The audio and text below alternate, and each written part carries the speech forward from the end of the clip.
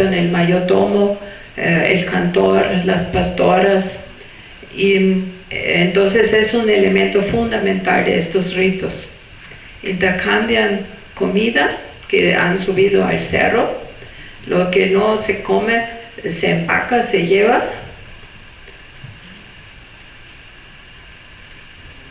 ¿Qué pasó? Están comiendo.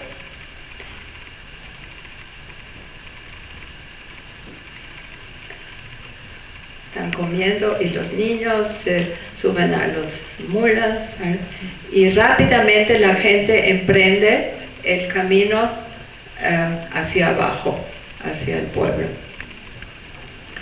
Ahora, en esa misma fiesta tiene lugar celebraciones en los altares del pueblo, en diferentes lugares del pueblo, a cargo de familias.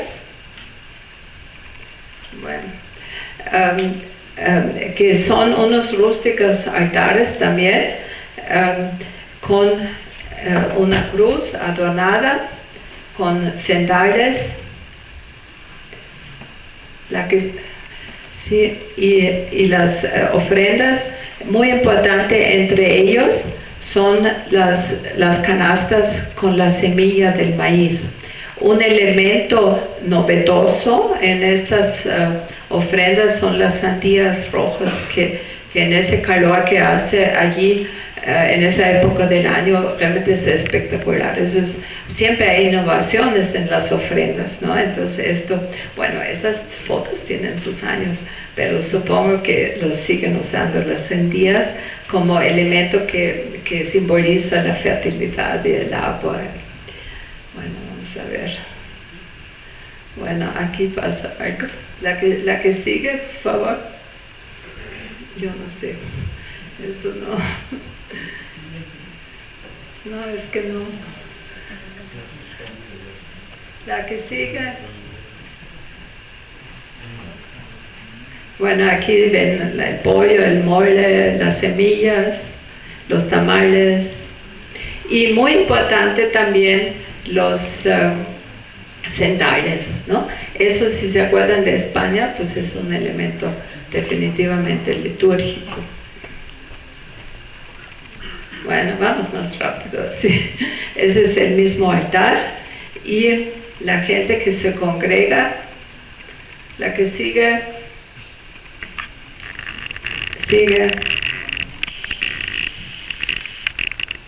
Están rezando en este lugar, y esto tiene lugar en diferentes lugares del pueblo.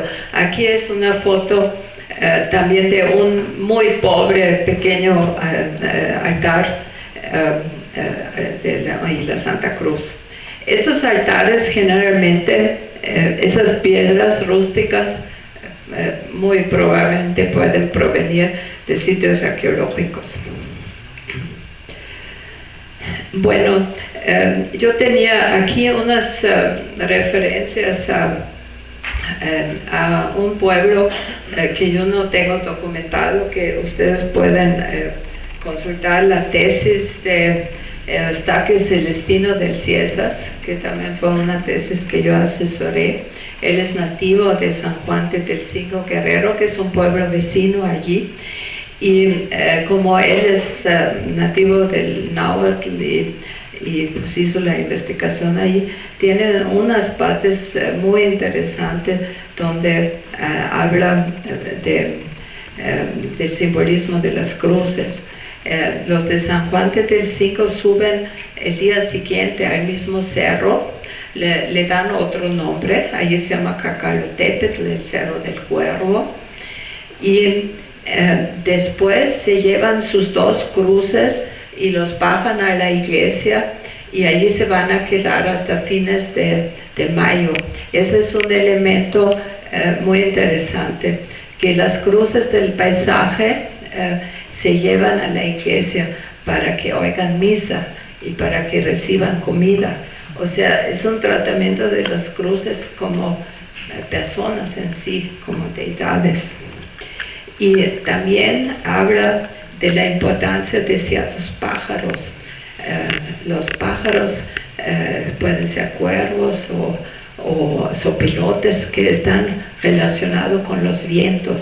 Y esa petición de lluvias en los cerros se vincula con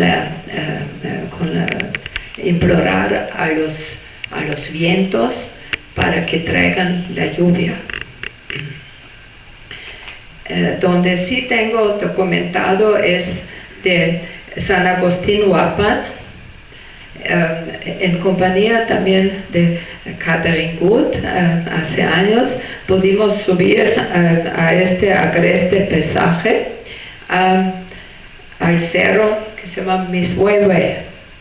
Tú puedes decir, es el viejo del cerro viejo, ¿sí? Y es un sitio arqueológico. Es un paisaje muy agreste, ahí se ve muy bien el clima en el mes de mayo en esa parte de Guerrero, que es la parte más caliente, bueno, es particularmente caliente. Esto aquí se ve claramente que es un sitio arqueológico y nosotros pudimos ver pozos de saqueo, definitivamente. Allí nuevamente allí no es todo el pueblo como en el Amealtepec, sino nada más una parte de personas suben al cerro, pasan toda la noche velando, tomando mezcal, platicando, y al amanecer, bueno, el amanecer son estas fotos muy bonitas. Es un altar muy sencillo, rústico, en un sitio arqueológico en lo alto del cerro, y otra vez la gente cumple y se va rápidamente, baja.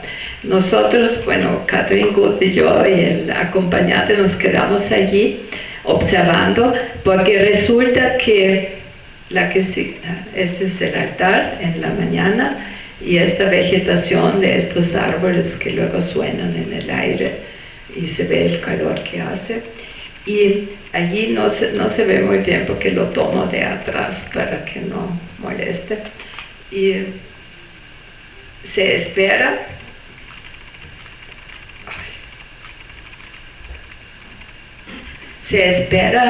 que vengan los sopilotes a comerse la ofrenda del pollo con el mole.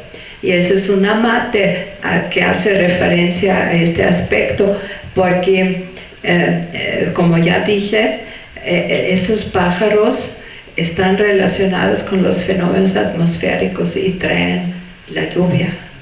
Entonces era muy crítico el momento, porque no venía el sopilote, porque nosotros estábamos allí. Y entonces nos dijo nuestra guía, nos dijo, no, hay que bajar rápidamente, porque si no baja el sopilote, eso va a ser un problema para la ofrenda, y porque él le corresponde esa ofrenda. Bueno, así podríamos contar muchas historias. Ahora, como ya dije, es un antiguo lugar de culto, el Mishuehue, donde viven los yeyecames, los vientos, desdoblamiento de Ejecatl, el viento. Ahora, el lugar más importante de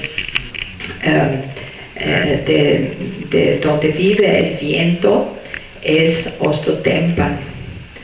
Ostotempan, que a lo mejor algunos han visitado, Ostotempan es el lugar de cientos de cruces.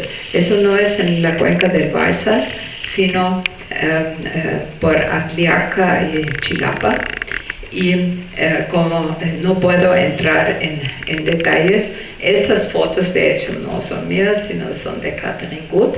Otra vez un amate que se refiere a esa gran falla natural, ese pozo natural enorme, y alrededor de él más de 30 comunidades acuden a ese lugar entre el 15 de abril y el 3 de mayo, y cada uno tiene su lugar con sus cruces.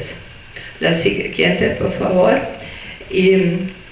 Entonces es un lugar de cientos de cruces alrededor del pozo y se vela toda la noche, se hace procesión alrededor del pozo y se hacen ofrendas que se tiran dentro del pozo. Y nuevamente se invocan a los elementos de la naturaleza y mucho al viento que va a traer la lluvia. Y abajo en ese pozo es una especie de Tlalocan, un lugar de fertilidad y de donde viene la fertilidad y el maíz. Pues podríamos seguir contando muchos detalles de esos datos etnográficos que se vinculan íntimamente con el ciclo agrícola. Y como ya les dije, el ciclo agrícola, según mi interpretación, esa ida al cerro, el Yalotepetl, la petición de lluvia, se extiende desde mayo al 15 de agosto y luego a septiembre a la exaltación de la cruz y el 29 de septiembre San Miguel. Y ahora meto muy rápidamente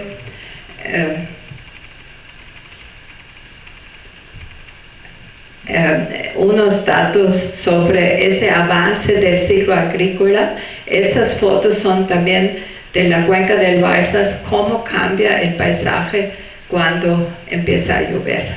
Ese paisaje tan agreste empieza a enverdecer todo. Entonces yo lo combino rápidamente porque quiero hablar del progreso del ciclo agrícola y estos datos son de Tepoztlán, esos no los tengo de Guerrero. Entonces el 15 de agosto corresponde a ritos en la milpa que ya va creciendo y hoy en día, eso puede yo tomar las fotos, se hace una ceremonia en la milpa del santo del barrio de la Santa Cruz de Tepoztlán, cuya fiesta principal es el 6 de agosto, que es San Salvador, y se erige esa cruz rústica en medio de la milpa, y lo que se celebra es el progreso del ciclo agrícola, y se llevan estas cañas de maíz al altar de la iglesia del barrio. Y para finalizar el ciclo agrícola en México, otra vez son de Catherine Gut, esa foto único es de San Agustín Huapan, pues aquí termina el ciclo agrícola exitosamente.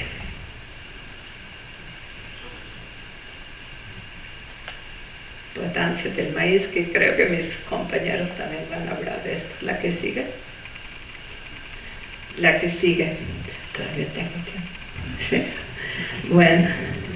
Bueno, tengo muchas otras cosas sobre el simbolismo de las cruces. Podríamos hablar mucho, porque en la región de Guerrero, lo que estuvimos hablando, pues se identifican las cruces con la Virgen, con Tonantzin, pero también con Totatzin, con nuestro Padre, o sea, con Jesús, con Estaquio Celestino. Y lo que es muy interesante también, no solo Totatzin, sino Totatzitzitzihuan, los difuntos, porque los difuntos también tienen que ver con todo esto. Los difuntos ayudan al cumplimiento del ciclo agrícola y son los que vienen en el Día de Muertos. En grupos regresan a su comunidad, pero ellos ayudan que se cumpla el ciclo agrícola. Pero por el otro lado, en estos pueblos de Guerrero de los que hablé, también se habla del Tonacacuauhitl, el árbol de nuestro sustento.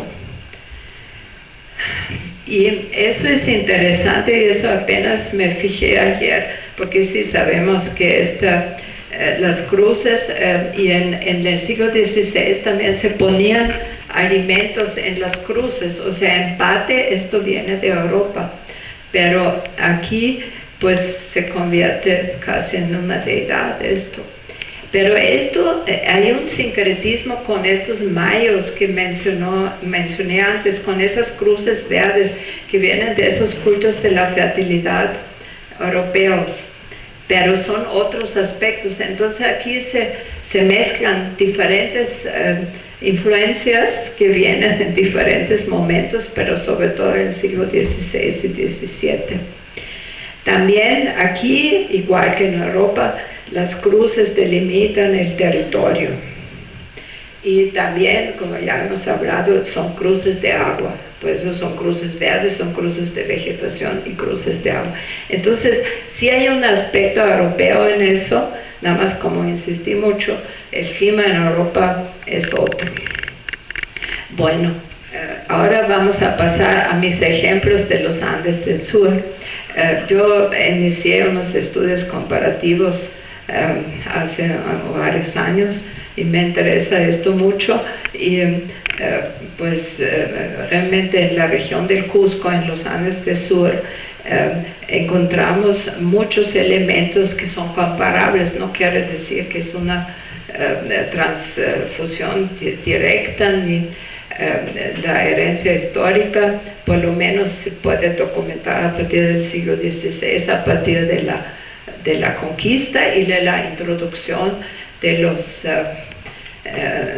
la religión católica, de las políticas de evangelización, que no son exactamente lo mismo, porque en el departamento del Cusco no tuvieron tanta importancia los franciscanos que lo tuvieron en México. La evangelización es más tarde y sobre todo son los jesuitas que son fundamentales allí. Pero por el otro lado también se vincula allí el culto a la Santa Cruz con el ciclo climático anual y agrícola, y eso es lo que por un lado me llamó la atención. Y ahora nada más permítanme otro ejemplo del ciclo agrícola, que en este caso no es Santa Cruz, pero es muy bonito. Les voy a enseñar entonces unos ritos que se desarrollan en marzo en San Pablo, provincia de Canchis, en Cusco, departamento de Cusco. Se llaman Chakra Moyoc, el Lindaraje. Y hay que decir que allí el ciclo agrícola es exactamente 6 meses al revés de aquí, en el hemisferio sur. Entonces, allí la Santa Cruz va a ser la fiesta de la cosecha. Y estos ritos del lindaraje tienen lugar en marzo, que en una pequeña comunidad los jóvenes van a las milpas, que llaman chacras ahí, y traen todas estas plantas de maíz, se visten con sus mejores trajes festivos, y es un paisaje de más de 4,000 metros, entonces también es diferente. Hacen danzas en el paisaje y después después se hace una comida en la misma milpa. Ahí está la comida, con comida típica del lugar, obviamente, y después de diferentes lugares llegan los grupos, mayormente jóvenes, con sus mejores trajes, con instrumentos musicales, y van en procesión la siguiente, y van bailando y llegan al centro del pueblo. Y esto pues es una importancia ritual del maíz que se me hace muy espectacular.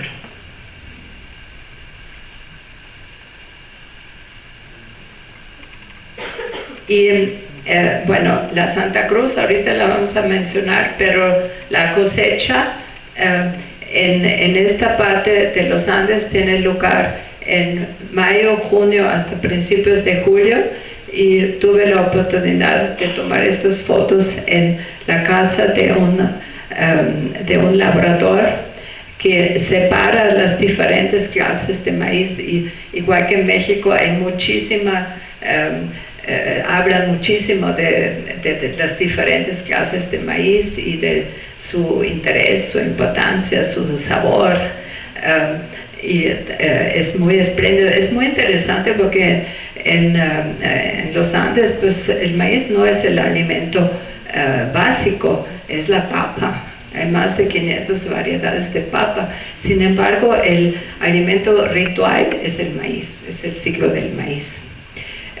Entonces, bueno, este es el ejemplo para argumentar que está vinculado con el ciclo agrícola.